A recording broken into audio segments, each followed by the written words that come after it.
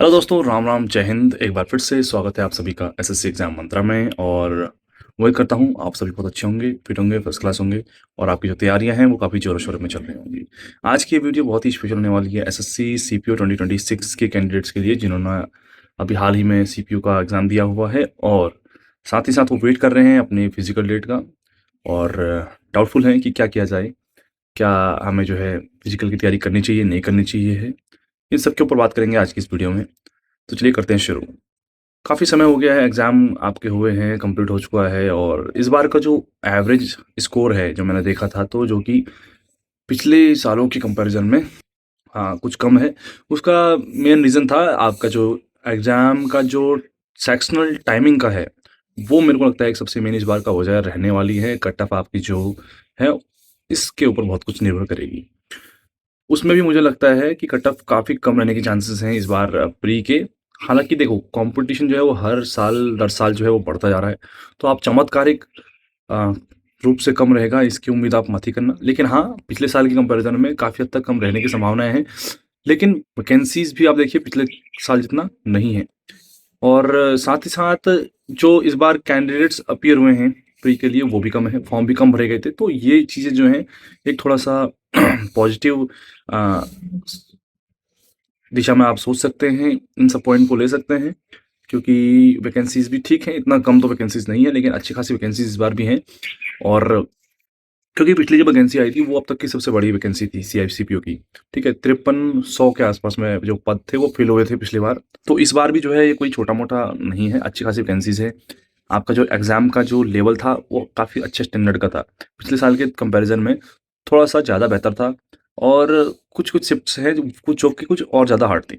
मतलब बाकी के कंपैरिज़न में कुछ शिफ्ट बहुत ज़्यादा हार्ड थी, तो नॉर्मलाइज़ेशन का भी थोड़ा बहुत इधर-उधर हो सकता है।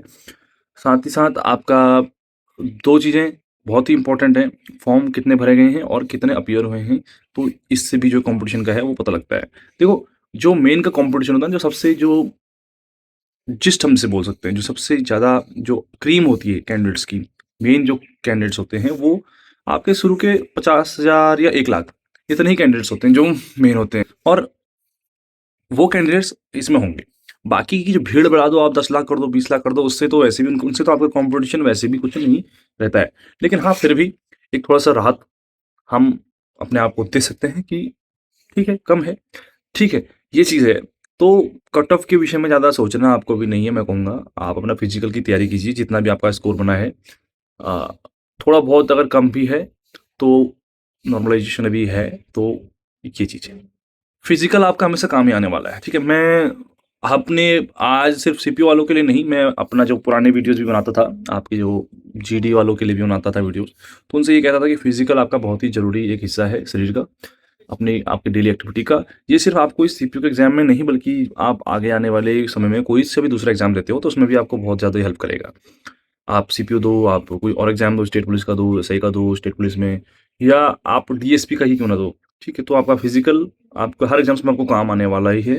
उसके अलावा अगर आप एग्ज़ाम से अगर हम हट के भी देखें अगर, तो आपकी फ़िटनेस बहुत अच्छी कर देता है, ठीक है? आप फ़िटनेस आपका अच्छा रहेगा तो आपको कहीं पर भी कोई दिक्कत नहीं होगी। आप फ़िटनेस अच्छा है, आपका मेंटली फ़िट है, फिर क्या करना है और इससे ज़्यादा। और अपना शरीर सबसे बड़ा चीज़ है हमारे लाइफ़ में, मैं समझता हूँ। तो जो आपका फिज़िकल है, उसकी तैयारी आप कीजिए। ज़्यादा कुछ है नहीं, 1600 मीटर है, साढ़े 6 मिनट में। हालाँकि आप ईज़िली कर लेंगे, मालूम है, लेकिन फिर भी बहुत सारे लोग होते हैं जो कि इस 1600 मीटर रनिंग में ही फ़ेल होते हैं। या मान लीजिए अगर 10 का ग्रुप बन रहा है, तो 10 में से 5, लगभग 5-6 जो है वो 1600 मीटर रनिंग में ही फ़ेल हो जाते हैं, जबकि साढ़े 6 मिनट का टाइम होता है। अब आप देख लीजिए, मैं 2 बार फिज़िकल दे चुका हूँ सीपीयू का। 2022 वाला भी दिया, फिर 2024 वाला भी दिया, तो दोनों में मैंने एक ही चीज़ देखी है कि रनिंग में सबसे ज़्यादा रनिंग में जो है लड़के फ़ेल होते हैं 1600 मीटर में। फिर उसके बाद सेकंड आता है हाई जंप। हाई जंप में भी जो है बहुत लड़के आउट होते हैं हाई जंप में।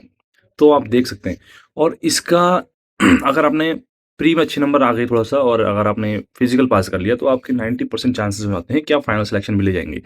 क्योंकि इंग्लिश ऐसा है, सिर्फ़ आपको उसके बाद फिज़िकल के बाद सिर्फ़ इंग्लिश पढ़नी है। एक ही सब्जेक्ट पे आपको पूरा फ़ोकस करना है, जो कि आप ईज़िली कर सकते हैं। तो अभी के लिए मैं आपसे इतना ही कहूँगा कि अपना जो फिज़िकल है, उस पर ध्यान दो, अपना रनिंग करो। अगर दिल्ली पुलिस का कांस्टेबल का भी अगर आपका फिज़िकल वगैरह है, तो उसके लिए भी तैयार करो। सब आपका बढ़िया है, आपका अपना फिज़िकल पर जोर देना चाहिए, मैं तो कहूँगा। मैं तो ट्रेनिंग करा, ट्रेनिंग से पहले भी रनिंग करता था, ट्रेनिंग में रनिंग की, ट्रेनिंग के बाद मैं पोस्टिंग गया यूनिट में, वहाँ भी मैं रनिंग करता था, ठीक है? हमेशा मैं रनिंग करता हूँ और आज के समय में और पिछले 4 साल पहले मेरा फ़िटनेस में आप देखोगे बहुत ही ज़्यादा अंतर है।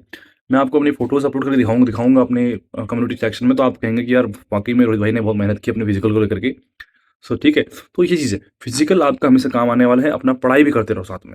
सिर्फ़ सीपीयू ही आपका उसको लास्ट लेके नहीं चलना है, आपका सीपीयू ऐसा नहीं है कि बस सीपीयू से आप ऐसा ही बन जाएँगे तो आपका जो है सब हासिल हो जाएगा, ऐसा नहीं है बिल्कुल भी, ठीक है? तो यहाँ ऐसा ही ऑलरेडी लग चुके हैं जो ट्रेनिंग कर रहे हैं या जो ट्रेनिंग करके जा चुके हैं। कोई भी खुश नहीं होता अपनी नौकरी से, ठीक है?